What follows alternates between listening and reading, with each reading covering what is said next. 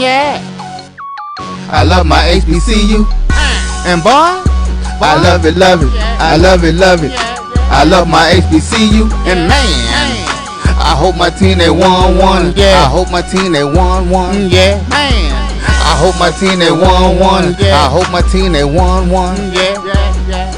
I tune into the HBCU Sports Lab to see if my team won or lost. If they lost, I'm quiet as a mouse. But if they won, keep tab. I'ma do the dab, yeah.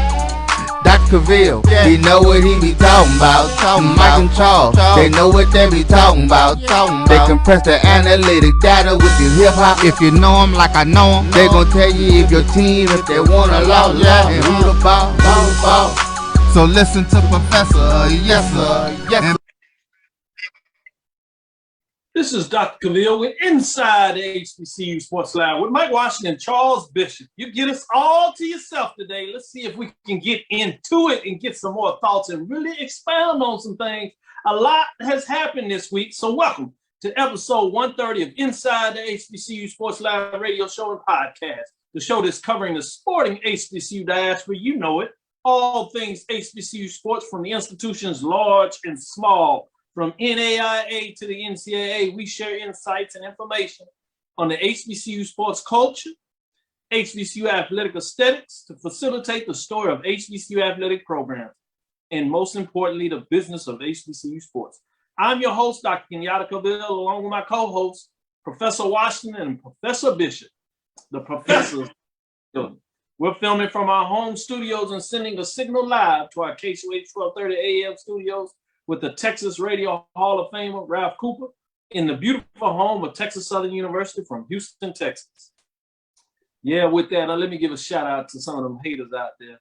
I'm gonna leave it at that. You know, I don't want to get nobody on that. But, they out there. And I ain't talking about my true fans in the lab. Those folks in the lab, y'all bring it hard and heavy and y'all let folks know this is where you're gonna get what you want because we bring it like you like. The lab where we mix it up. With that, let me get straight to the point. Mike Washington, Professor Washington, as they say in the lab. How's it going? Oh, pretty good, Doc. CB, how you folks doing? I mean, we're doing well. I see you got your purple and gold on. Yep. Yeah. Yep. No, raise it up a little bit. Show them a little bit. Yeah, I'm gonna raise it up. They coming. We're gonna get them color that matches your school or your fraternity, sorority. We're gonna see if we can mix it up and make one just specially for you. The hats to match with the Dr. Cavil signature line on there. You can get it how you love it. Dr. Cavil, you need to know that hat has become a very popular thing at the golf course. A lot of brothers want to get their hands on that inside the HBCU Sports Lab hat. So right there, no doubt. Let them know what colors we got, and we'll start taking those numbers that they want, and we'll make sure they get them. As we're gonna get into people probably as early as this summer. I thought it was originally gonna be in the fall, but we passed it up with so many calls and so many people with interest. So those people in the lab that's following us, let me know if you want one coming, and I'll start marking it down, and we'll get you all the information you need. Charles, how you doing today? With that being said. Doing well, Doc. I mean, it's a lot of fun stuff that we'll get into in terms of what's going on in the HBCU stratosphere. But I mean, this has been a week a little different than other weeks. It's been a lot of good stuff going on, a lot of fan engagement. I'm looking forward to really talking about it. With that being said, let me jump on in there and talk about the fact that, you know, Charles, I was supposed to have a short shirt coming this way. I mean, I see you with the I believe, you know, not that I just want to throw all these shirts on, but I heard something about this shirt for over 2-3 weeks now, Mike. I don't know if is that your lead off? Is that your lead off? Is that your lead off? I was supposed to get a shirt. Yeah, I thought I'd throw it out there and mess with him because I'm like, what's really the deal here? What's done tomorrow. Done. Yeah, we'll see.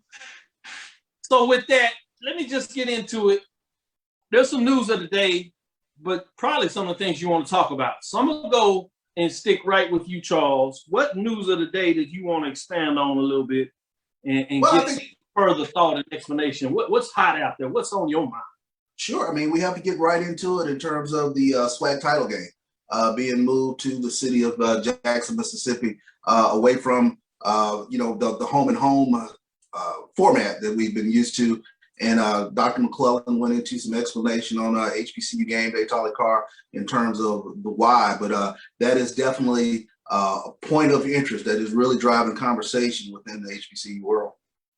Let me ask you in two phases. First, let me ask you, when you first heard it, what were your original thoughts? Shock, but then being a Jackson native, I got really excited. So it's anytime I get an opportunity to go back to Jackson and spend some time back in the city of Jackson, a place that I'm tremendously familiar with, and still a lot of friends, a lot of family still there. I got really excited, and I know the sort of environment that Jackson is. Jackson is the quintessential SWAC city, and I think they will put on a tremendous show for the SWAC Championship. But more than anything, the people of Jackson, they are SWAC fans. The people of Mississippi are SWAC fans. The African American community, they're really SWAC fans. So I'm really expecting a pretty decent turnout. Good point. Yep. Good point. Mike, when you first heard the announcement, what were your thoughts? I was all over the place, to be honest. I was okay. I guess my heart went out to the SWAC staff. You had some decisions to make.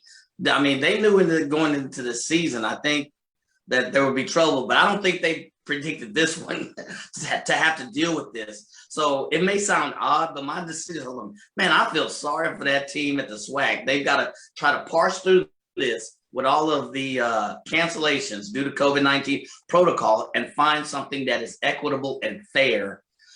So that was my first thoughts is, man, I feel bad for them. They got some decisions to make in a short time frame. With that, let me go back into you, Charles, and ask the follow-up question. When you got the breakdown of the explanation, because I thought Tolly Carr, who's a guest of this show as well, in terms of HBCU game day, I got a chance to sit down with Charles and really go through the process of what took place. After you heard that, what were your second thoughts, Charles? More than anything, I think I was appreciative of the SWAC office in terms of getting all the input that was needed from the stakeholders.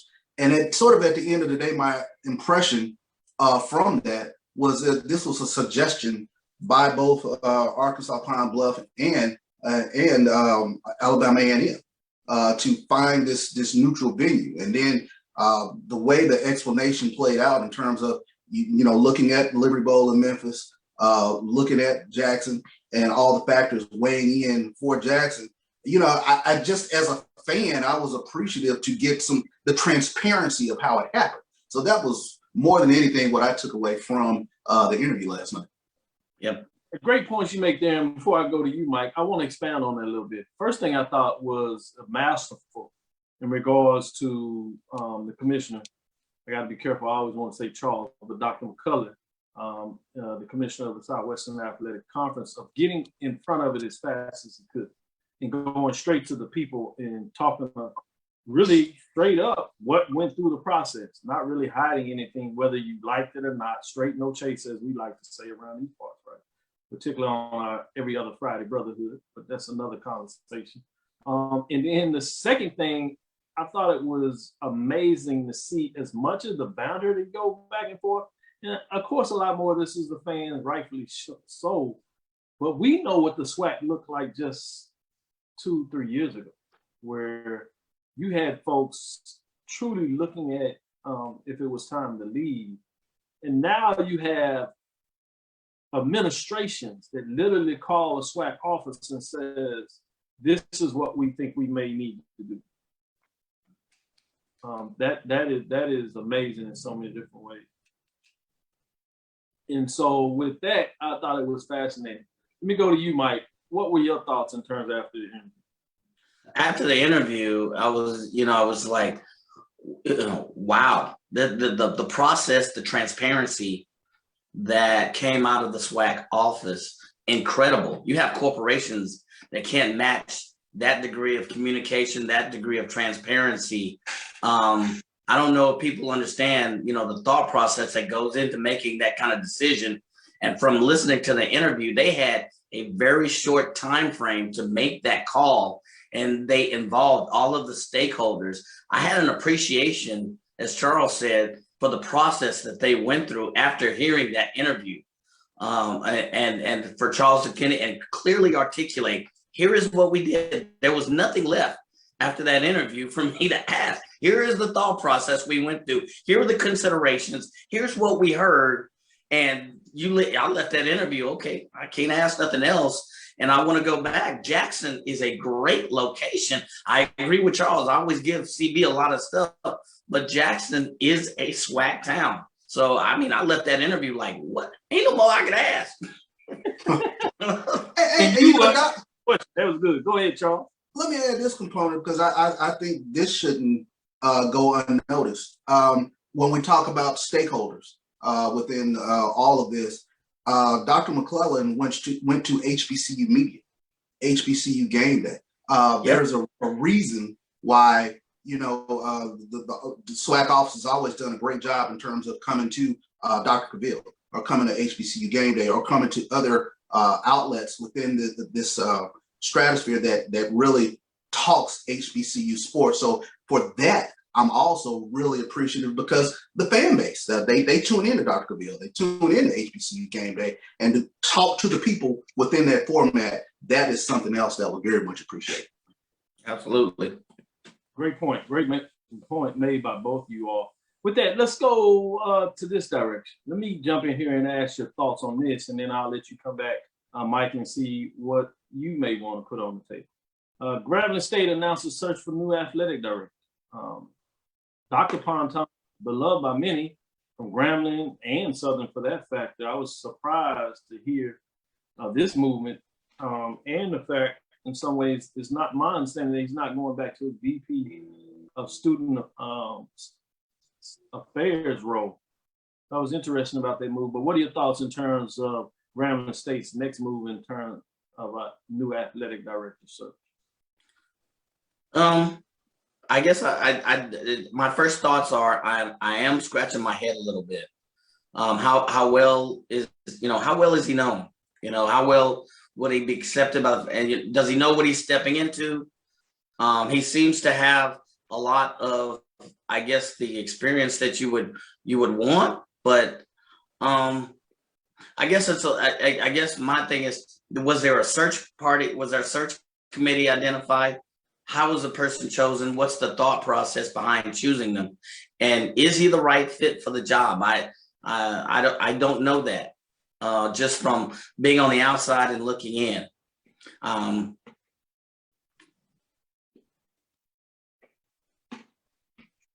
With that, Charles, what are your thoughts? Yeah, surprising, to say the least. We're all very familiar with Dr. Ponton at Grambling. Like you said, he is a figure who's well regarded within the SWAC community. And this is a job that for a lot of people, the Grambling University AD job is the most visible, if you will. Grambling's brand is recognizable throughout the world, and whomever they bring to this institution, they're going to have to bring a skill set that matches the skill set of what we see now amongst the Power Fives. I mean, this is high stakes now in terms of how you go about selecting an athletic director, someone who can marry. We talk about baseball players with five tools. Athletic directors nowadays have to have those 5 tools, whether it's marketing, branding, any of those components that you bring to the forefront. So this will be an extremely important hire. A lot of things are going on up there at Grambling, and a reset of the athletic program is going to be at the forefront of a lot of fans' minds. Yeah, and let me first say, I said the right fit. Each school in the SWAC has its own culture. The SWAC has its own culture. It's almost like a Power 5. So what I say when I say the right fit, does it fit right within that culture for the Grambling brand to bring them bring them to the place they want to be, and what are the right skill sets for bringing that person in. So that, you know, I didn't mean to not elaborate on that, but, you know, what's the right fit for Grambling? It may not be the right fit for another school such as, you know, Prairie View or whatever. So because they're their own unique culture, they have their own unique brand. You know, you're gonna have people coming in there with all kinds of skill sets, with all kinds of accolades. Who is the right fit? Again, great points made on that. Let me stick with you, Mike. What's some other news that you want to discuss for the listeners out there? But before I do that, let me give a shout out to a couple of the folks in the lab today. Chad Cooper, RB Park is in here as he's ready for the lecture. We have Ricky Burton, Chuck Hunt, as always, Lawrence D. White from the Big D, James Knox, Glenn Brown is in the house. Reggie House, CIAA is in the house. Ree is in the house. George Walker is in the house. Chad Cooper, as I said, Kay Johnson giving us some love today, as always.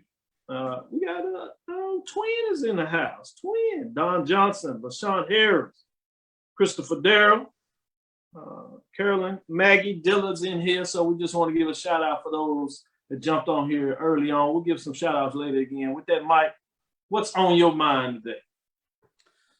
So I'm gonna do something you don't like. I'm gonna throw a little nugget in here, and then I'll get to the point. I want to give, since it's the spring, I want to give a shout out to the golf teams for the SWAC and the MEAC. So Prairie View A&M SWAC Championships, third in a row, three-peat, baby, black and purple and gold.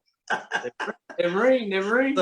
But to the Alabama State team as well, who won the SWAC, and then the FAMU team that also won in the MEAC as well. So shout out to the golf teams. But I also wanted to bring out that, you know, I guess it's official. We talked about this the other day on the show, but Dawson Odoms has officially accepted his position and signed as the head coach of Norfolk State University. So you've seen a lot of banter going across the social media. You've seen interviews. So it's official. It's done. He's the new head dog for Norfolk State. I think there was a lot of banter that he would do it. It's official. There's still a lot of talk about it. So I think, to me, that's news as well. So I got a two for him. I'm sorry.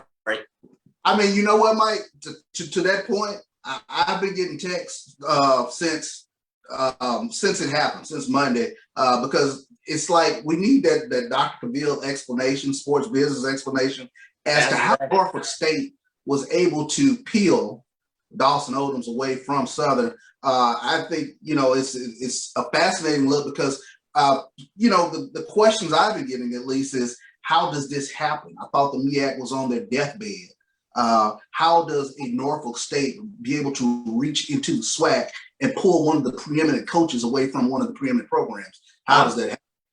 Yeah, I've been getting, how would you pull it from the Southern alumni, which is typically a strong base? How did you pull him from Southern? He's been there for, you know, 9 years. How did you pull him from that? You know, because of that, you know, who Southern is. I've been seeing a lot of that go back and forth. And the same question is, how did you go for the MEAC? Because I thought the MEAC was on that cliff road down. So that's why I think it's still a hot topic.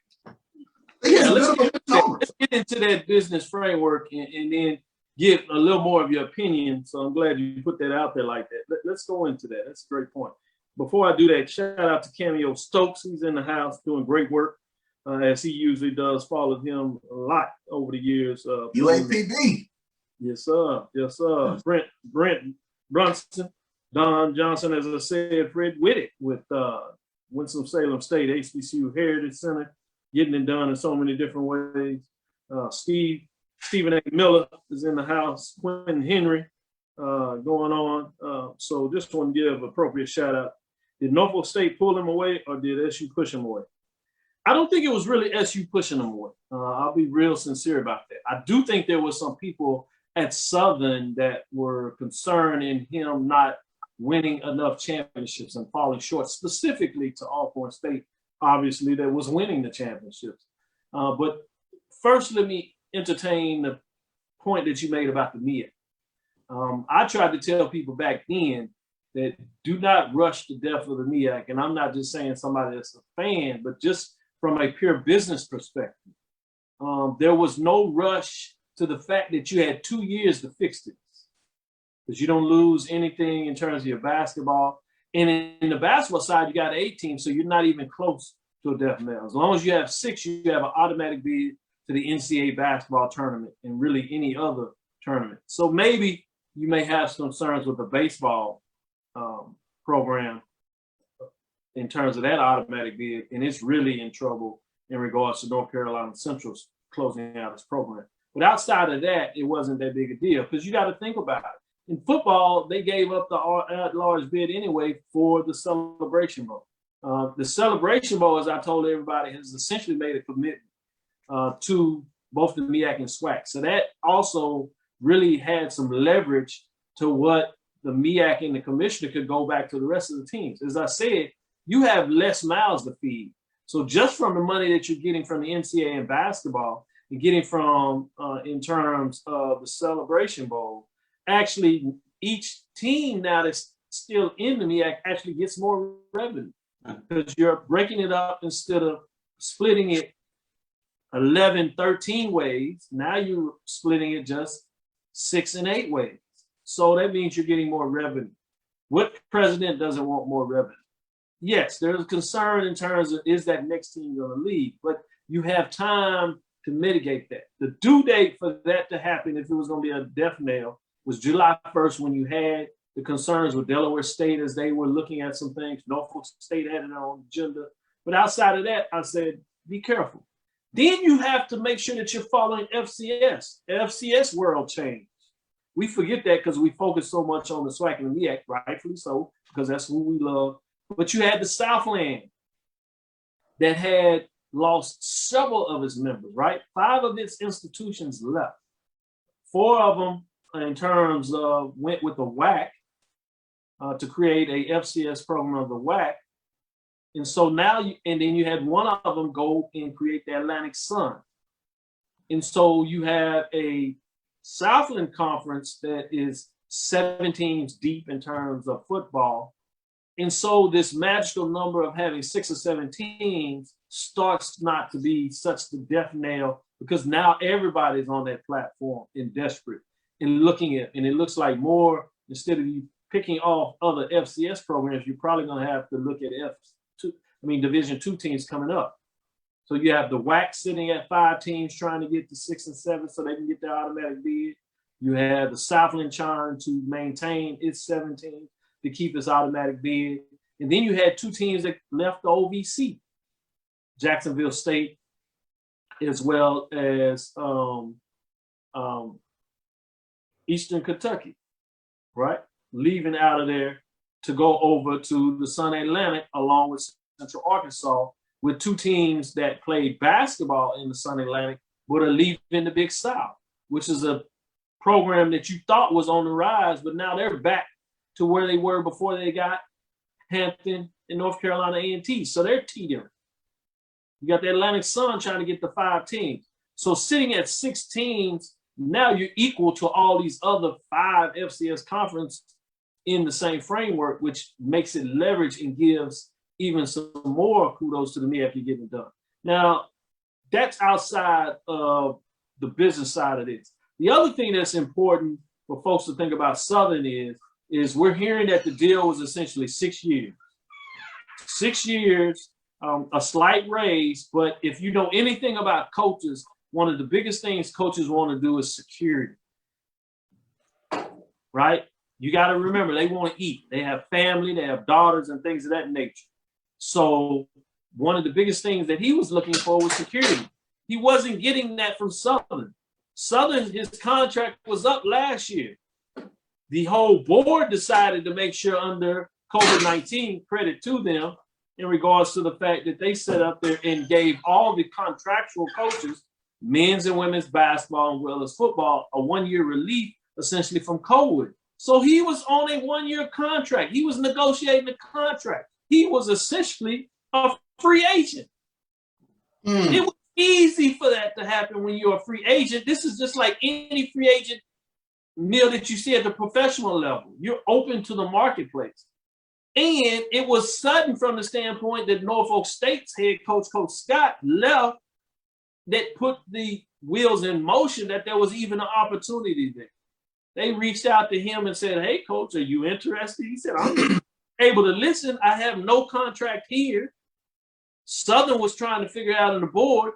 If you listen to Carlos Brown, he tells you every Saturday from 10 to 12, everybody has pushed him and prodded him, and he says Southern's board at this point, until it changes, essentially said that they're not giving anything more than a 3-year contract. And all they do on extensions is 2 years.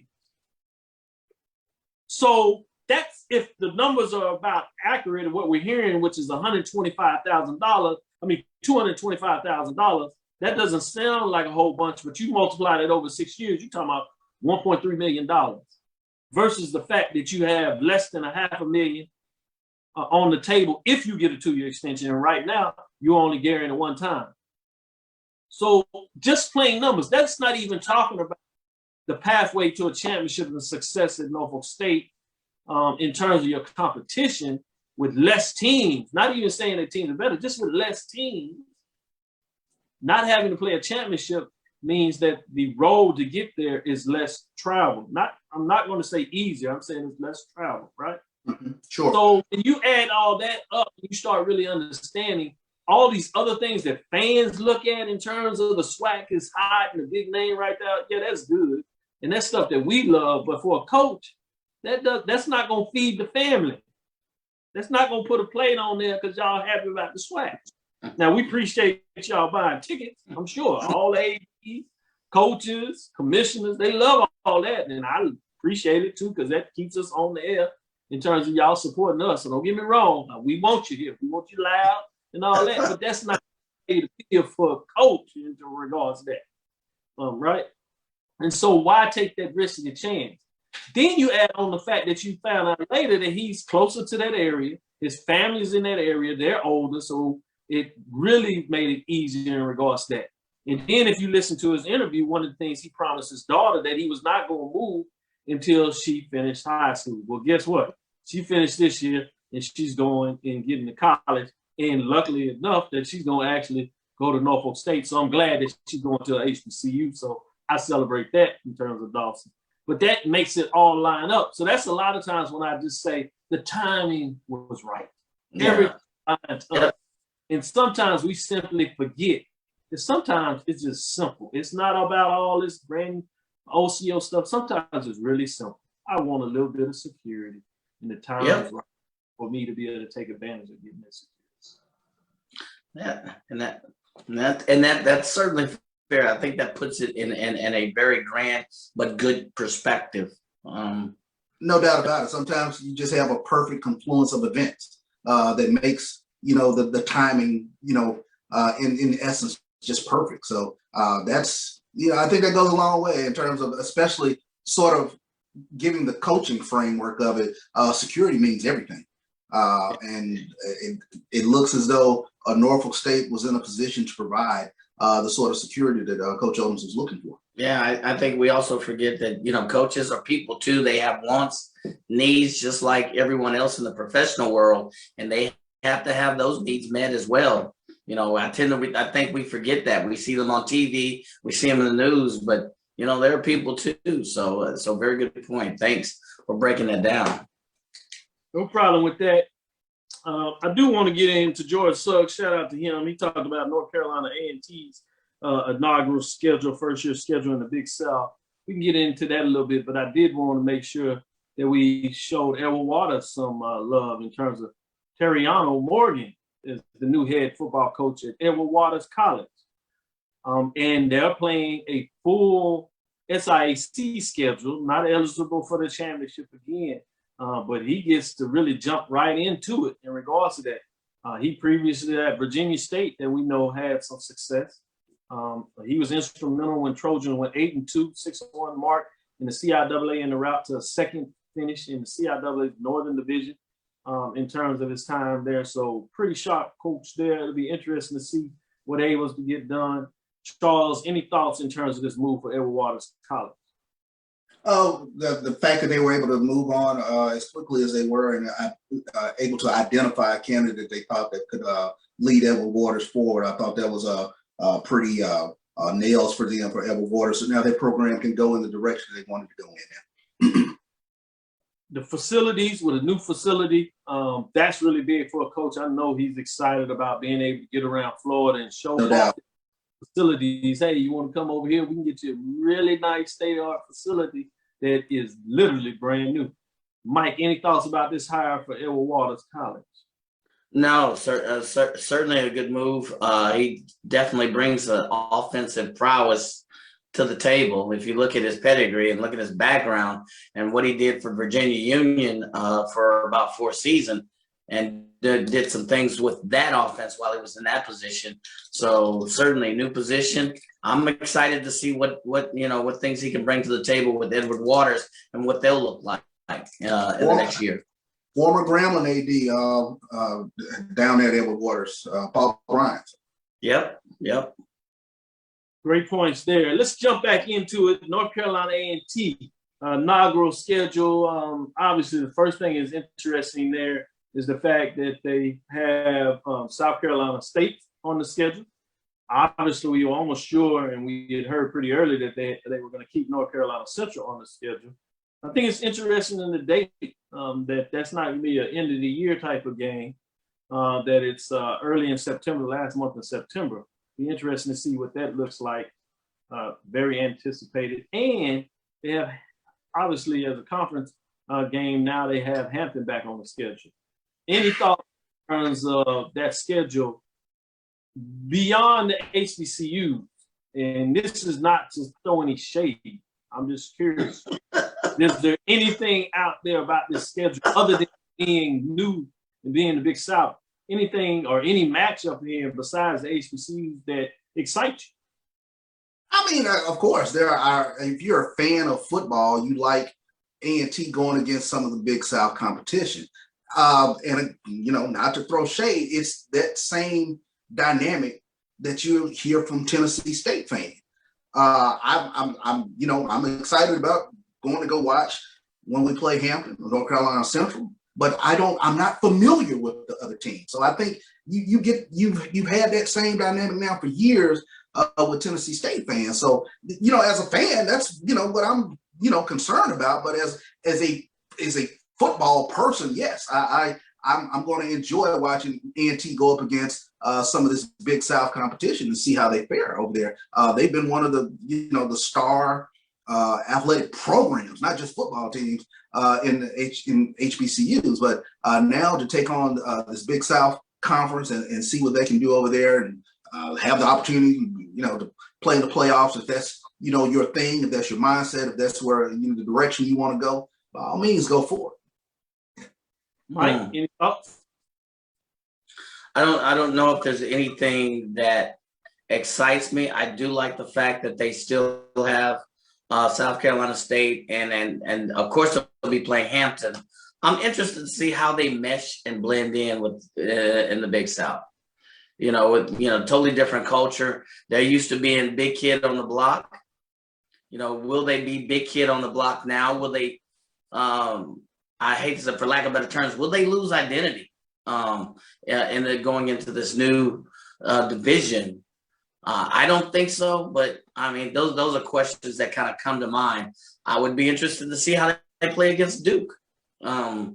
So that's kind of a head scratcher. See how competitive that may be, because North Carolina A&T in all sports, they've been very competitive at the highest levels. So how will they do against the Monmouth, Duke, Furman?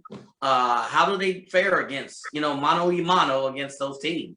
And I think that's the thing, Mike. I mean, if you're a football person or if you're a person who follows FCS football, you've got to be excited for North Carolina A&T. Yeah.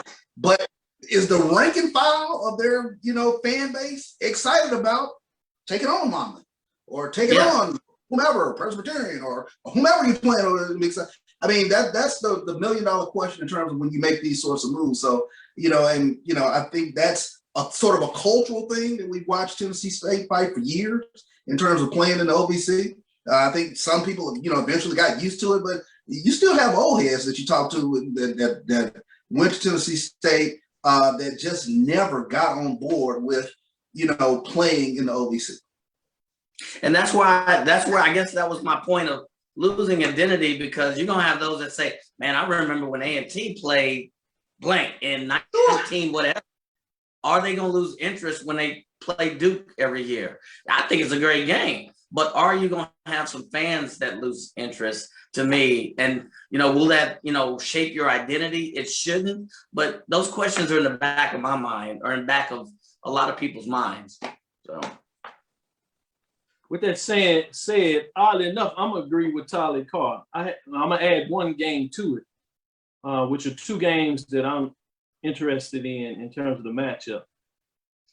The first one is at home on October 9th, which is UNA, University of North Alabama. But I'm really interested in the other one that Tyler Carr mentioned, which is on the road just outside Atlanta, which is Kennesaw State. Yeah. They've really done well in that conference the last couple of years. But oddly enough, two of the bigger games that I would have interest are two teams that are leaving. Yeah. Those two teams are going to the Sun Atlantic. Yeah. So that's intriguing to me on multiple levels, obviously. That two of the games that would have me excited. And this is based on what North Carolina A&T was able to do in week 0 a couple of years ago when they defeated Jacksonville State in that matchup that a lot of people anticipate. Do you have their schedule pulled up now? Yeah, I have it pulled up. Let me hear it again. Let me hear who they're playing. They start with on the road September 4th. Then they stay on the road September 11th, ACC Network, the game against Duke that Mike talked about. Then they host September 25th. They take a week off, so they host the 25th. They have North Carolina Central. Then they host Robert Morris on the 2nd.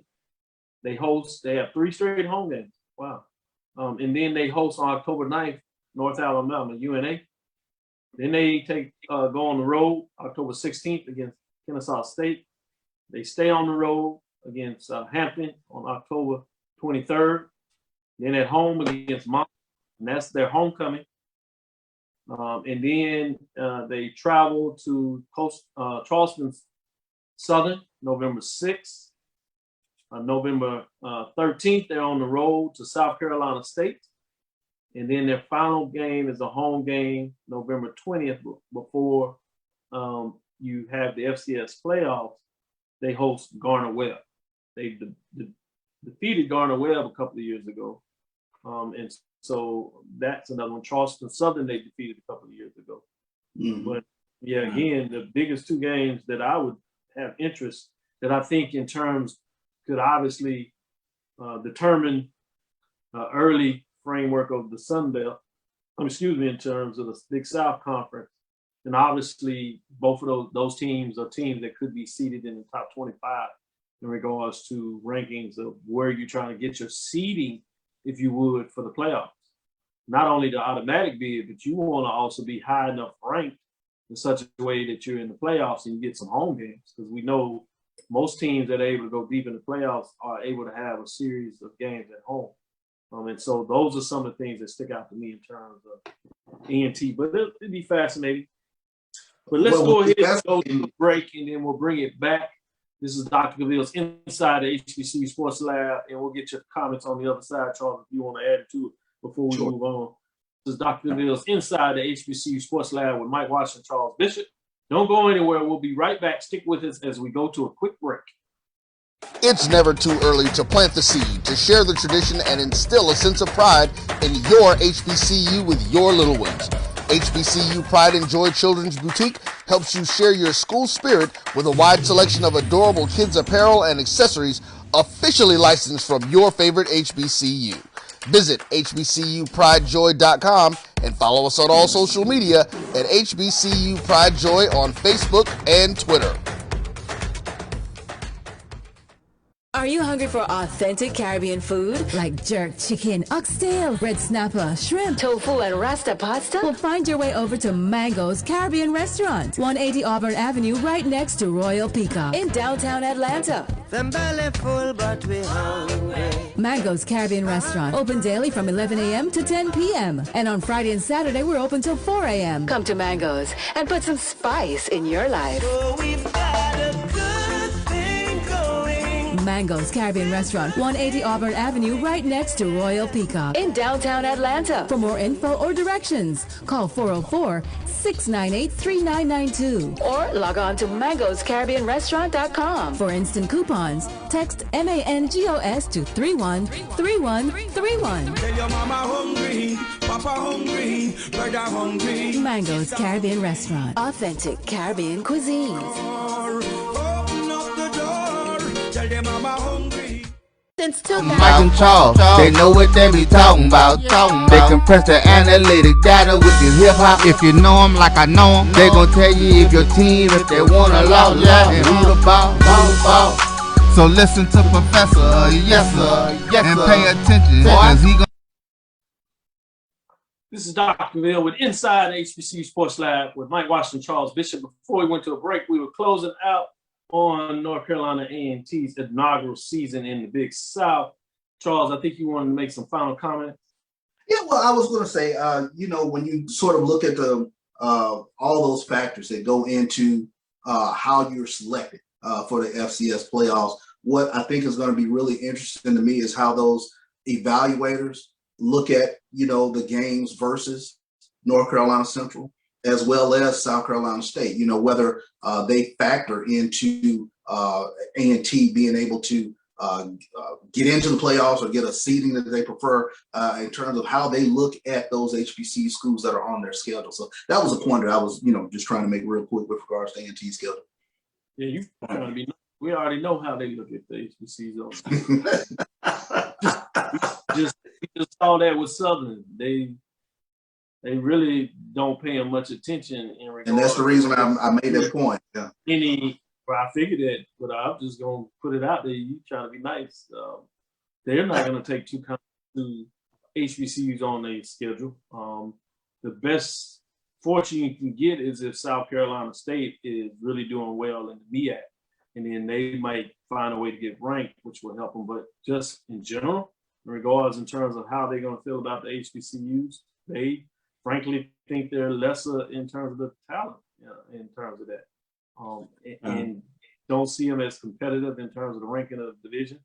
And whether some of that is in terms of the non-conference record, which A&T obviously has shoved out the window with the non-conference games they've won over the year, which George Suggs pointedly point out, but I don't think it's gonna matter.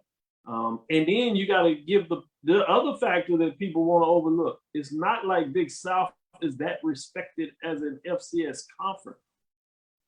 I have a question. You know, we're talking about the SoCon, which is moving down in terms of how big people think. But if you talk about the conference that most people have the most respect for, is going to be the CAA, the Colonial Athletic Association, the Big South, and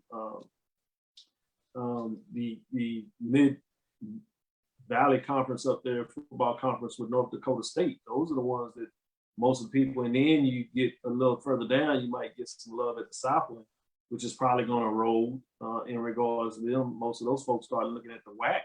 And then people, follow FBS, the ones that they're talking about is the one that's coming together with the Atlantic Sun. That's the one they won't get the juggernaut that people are looking at, the displaced Big South. OVC has not really had a lot of people excited. And again, the teams that people gave some credit to in the FCS in the Big South, Kennesaw State.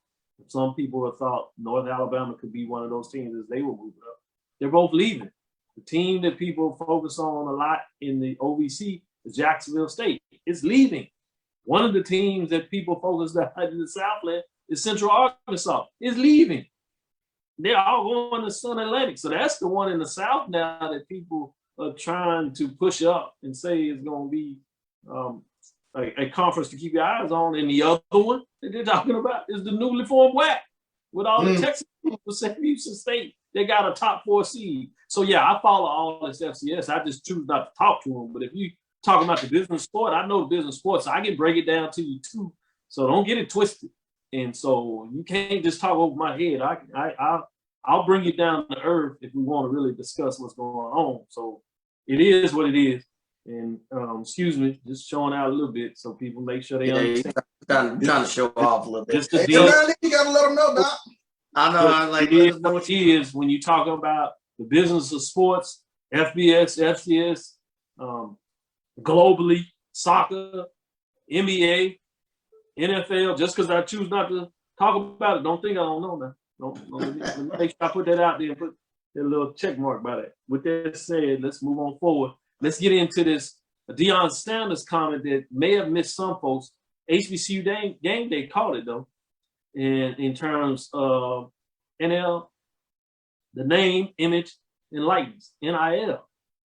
We also had a chance with the professor's Title IX guru, Dr. Courtney Flowers, and what she talks about Title IX and lawyer. Check out a special that'll be coming on game day where we had a couple of Texas Southern University professors that are in the sport management, sports studies, and sports entertainment side from the College of Education, the Department of Health, Community College, Sports Studies, as well as the School of Communication with Dr. Brown over there when she was on the show, giving you some insight on the NIL. But I want to get your thoughts in terms of what Deion says is the fact that he wants to be in a position where he can provide the leverage and the educational capacity of what he learned. And he compared the fact that he was able to do it to some degree because he had signed a professional contract for baseball with the Yankees his junior year. So he went and played, and the only way he was eligible is that the Yankees actually paid for a scholarship because he couldn't be a scholarship player because he took money.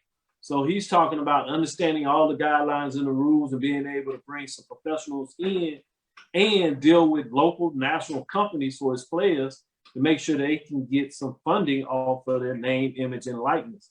So I think that's a fascinating thing that a lot of people are overlooking.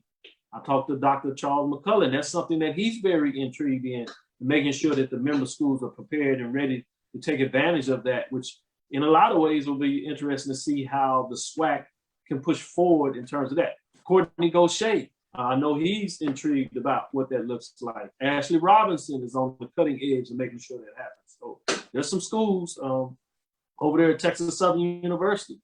Kevin Granger is on top of that. I've worked with him feverishly to understand NIL, and obviously he played professional overseas, so he understands the dynamics of what that takes place. So I'm fascinated to go and see your thoughts. And Charles, let me start with you. What are your thoughts for our viewers out there that may or may not have caught the names, image, and likeness on a national level? Obviously, the court cases being here at the Supreme Court level, a lot of your states, including Mississippi, Florida, Georgia, California was the first one that have already have legislation. Mississippi and Florida are talking about starting this summer, allowing folks to be able to get their NIL information. Charles, break it down. Well, you know, the first thing that I really kind of thought of the states getting on board is I'm curious what coaches said, hey, we need to get on top of this because this becomes a de facto recruiting advantage in terms of how we go about selecting players who have an opportunity to make money off their name and image. So that was, you know, the first things that kind of started germinating with me in regards to Deion Sanders, Coach Prime, you know, and this is the asset part of having him within the conference. I think is, you know, who better than have a sort of a global brand ambassador embedded within the coaching ranks within the conference, who can really, who has a firm understanding of the marketing potential and opportunities of not just Jackson State, but the SWAC as a whole, athletes within the SWAC as a whole. So I'm fascinated. And not now, Charles, as you allude to, not just now, and beyond. And beyond, exactly. And when everybody forgets, because they're so frustrated with him now, rightfully so in some ways, but sometimes I think it's just us seeing stuff that's new, which is fine. You know, new things are difficult and challenging. Cultural changes are just that. And so I understand people's challenge with that. I don't have a problem with people dealing with that. But one of the things that people forgot when we talked about that is that Deion is one of the few individuals that was not only a star at his time in the league, but has been able to transcend that star and maintain it in NBA. You know, you talk about Michael Jordan in regards to what he's been able to do. Michael Strahan, HBCU graduate, in terms of what he was able to flip it into. Doug Williams, maybe on a slightly less level in regards to at least being able to go up the organizational chart in a lot of ways. But in terms of brand awareness, those top three individuals in terms of what they're able to do, they're second to no one in the world in terms of that. Some of those top 15, 20, 25 athletes, Jordan top 5 in a lot of ways. And at one time, you know, prime time was right there in terms of top 5 and hasn't slid that far down. So it's amazing when you start thinking about the expertise level that he brings to the table and the people that he has access to. Exactly. We forget about that. Yeah, relationship capital. And if you don't know anything about capitalism and the United States of America, to some degree the world, you know, privilege does a lot. Relationships a lot in this country. And I'm not saying I'm never a fan of that, because I think it's detrimental to a lot of folks, but I'm speaking what the facts are at this time. Sure. Anybody want to back on that? Mike? No, first of all, I do agree. I've always agreed that relationships are the foundation of success, whether you start your own business or you're anywhere, corporation. But going back to Deion, you're talking about somebody who not only knows it, but lived it. 2 sports. He took a word that was more synonymous with steak and made it famous. You only heard prime rib. That was it. But now, every time you hear prime, you think of Deion Sanders. And he did it at an early age. I don't know if you had a chance to see the documentary, but it does chronicle some of that. So who better to advocate for this names, image, and likeness than Deion himself? He knows the value. He knows the value of the SWAC. He's already bringing attention. He's up the value. He knows about creating value in an athlete. So who better to do it, to advocate, to be a champion for it than Deion Sanders, somebody who lived it. You know, people were, little things. He used to wear a bandana around his neck. And what did kids start doing? They wore a bandana around their neck because they wanted to be Deion. He knows how to market and brand himself. I don't think he went to any school. He just knew how to do it intuitively and lived it. And here he's in a position with all of the connections that you just spoke to at Jackson State. And he's in a position to reach out to athletes, to bring other athletes into the fray. There's no other person that's better suited for that position than Deion Sanders. With that, let me answer this question. Willie Alex Hine has a great question. So how does grade point averages and eligibility work since the players will be paid? It is important. Again, check out the name, image, and likeness on HBCU Game Day, where we had professors talk about this extensively. Dr. Courtney Flowers, Dr. Brown-Burton, Raquel Brown-Burton, I should say, and myself talk about that. But just to give you some insight, they're not going to be able to directly paid as you think about, but they'll be able to hire these said agents that have been licensed that will be able to tell their value in regards to their name, image, and they will be able to get paid for their name, image being on some type of sponsorship. So for example, if Stamp Burgers, Big Time Burger in Jackson State restaurant, I should say, in Jackson, Mississippi, right? Let's say they want to promote the quarterback and put their names on it. They have a company that will facilitate that, and you can go with it. Some of the things they're still wrestling around, but there's some question. For example, Jackson State is an Under Armour school. And you notice in basketball, the NBA licensed everything except for the shoes. And one of the reasons that they don't do that, and they do this in NFL as well, one of the reasons that they decided not to license shoes was because of the concern of injuries that could be traced back potentially to the shoes. So they decided to stay away from the shoes, and they let the players essentially get their own endorsements and wear whatever shoes they want. They might regulate the color of the shoes, some markings in terms of general components of the shoes. But other than that, they allow them to have their own shoes. You know, currently now at the collegiate level, when you sign an endorsement deal, that's Rudy to the Tootie, top to bottom. If that company, Nike, makes the equipment or makes the apparel, you better have it. The only way you're going to be about it is they literally don't make it.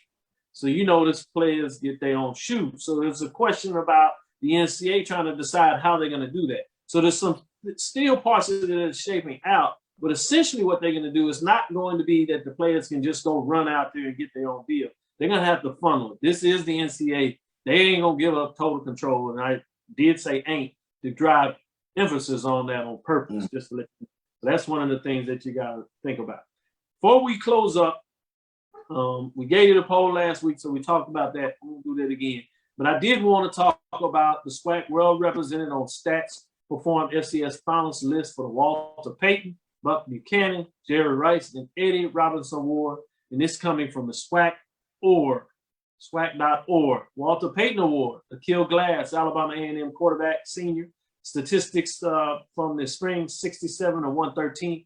59.3%, 1,084 yards, 13 touchdowns, 3 interceptions, 1 rush touchdown in 3 games. Notable was 27 of 44 and 40 yards, 6 touchdowns, 1 rush touchdown versus Jackson State. I won't give the stats to everybody else, but I'll give out the names. Buck Buchanan, Story Jackson, Prairie View linebacker, senior, did really well. Jordan Lewis, defensive end, Southern, junior, in terms of what they were able to do. Jerry Rice Award finalists are Ryan Nettles, Alabama State quarterback. Eddie Robinson, Cornell Maynard, shouldn't surprise you, Alabama A&M. Charles Doc Gamble from Arkansas Pine Bluff, the 2 coaches that are playing for what? The SWAC Championship, undefeated record, well-deserved in terms of what that looked like. So just wanted to give a shout out to those guys. With that, we're coming up to it, closing out. Did tell you about the FCS Final Poll. It ultimately didn't go into the decision-making, but that was fascinating when we have 3 teams in the FCS. Shout out to Southern, Alabama A&M, and Arkansas Pine Bluff that were ranked, if you would, 19, 22, and 25 respectively. And so that was fascinating when you talk about that, some love going on there. Benedict College band selected to perform in the 2022 MAC Thanksgiving Parade. That's coming from HBCU Sports. So the bands continue to do what they want, giving some shout out to Jerome Jeep Sutton, as he's a big fan connoisseur. So I want to make sure I represent for the band heads out there a little bit and continue to give us love. With that, thank you for listening to Inside the HBCU Sports Lab. Make sure you share our podcast with your friends and colleagues. I am Dr. Kenyatta Cavil, the Dean of HBCU Sports, coming from inside the lab in the College of HBCU Sports with Professor Washington and Professor Bishop. That's Mike and Charles. We hope you enjoyed our dialogue today as we brought it to you straight, no chaser. Again, we want to thank you for listening to Dr. Ville's Inside the HBCU Sports Lab with Mike Washington, Charles Bishop, every Tuesday and Thursday right here at 6 o'clock. Check us out for Sunday. We'll still do a little special because what we're going to do is we're going to get down and deep, break down each component of the game going into the SWAC Championship game, offense, defense, special teams, and we'll take a look behind the coaching and see who may have an edge on the coaching side. So we're going to really get into it on Sunday. So check us out Sunday morning as well. Follow me, Dr. Kenyatta Cavil, on Twitter, Facebook, and Instagram. We will have BJ Jones to join us, and we might have a surprise with somebody else as well. That's Dr. Kenyatta Cavil, Twitter, Facebook, and Instagram. That's DrKenyattaCavil. Again, that's DrKenyattaCavil. That's Inside the HBCU Sports Lab 1, Facebook. Inside the HBCU Sports Lab on YouTube. Dream big. Continue to move forward. Check us out. We will talk with you soon. Charles? Of course. Mike? Lecture. Dismiss.